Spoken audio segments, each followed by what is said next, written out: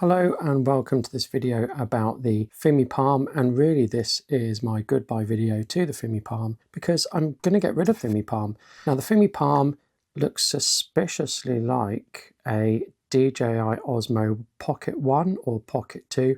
Doesn't quite look like the Pocket 3, but I got this long before I got the Pocket 2, and I got this a long time ago, and I came across this the other day and I thought, I think this is broken. I think the gimbal broke somehow, which I wasn't sure. I used to use this all the time. I've done many videos on this and I'm gonna have to get rid of it. But before I do, I want to just talk about it and effectively do a retrospective on it, talk about what's good, where this could have gone, and what wasn't very good. Now let's look at what wasn't very good. This was a terrible lid. This was a terrible lens cap. So this fitted in like that. This little bit here, this has got sticky stuff on it. This attracts dust.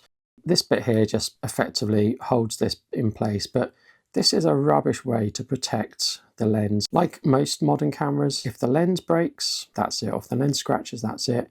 You can't fix it yourself and it's not going to be very good. I actually could overlook the small screen, and I'll talk about why I could overlook the small screen in a moment. But what wasn't good was the placement of the tripod socket.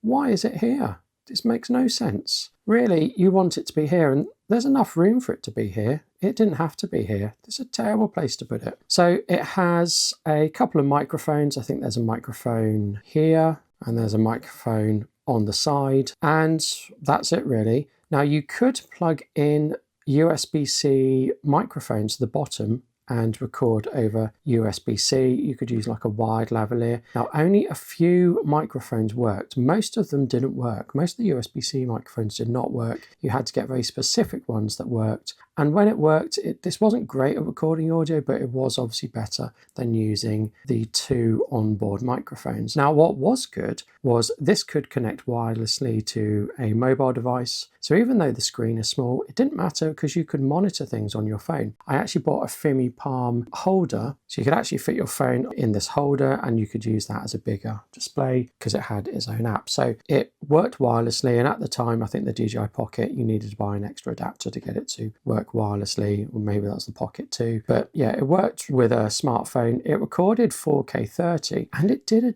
good job recording video. It had like this action camera look, but it did do a good job recording video. I never had a problem with the video that this recorded. I never used this for anything like slow motion or anything like that, and it was quite nice to hold and it was quite light. It doesn't have a replaceable battery. You know, once the battery goes, then you have to either send it away to get the battery replaced, or you have to just stop using it. But I think the gimbal broke beforehand. It wasn't a battery problem. I charged this just to check would work or wouldn't work. I charged the battery for ages.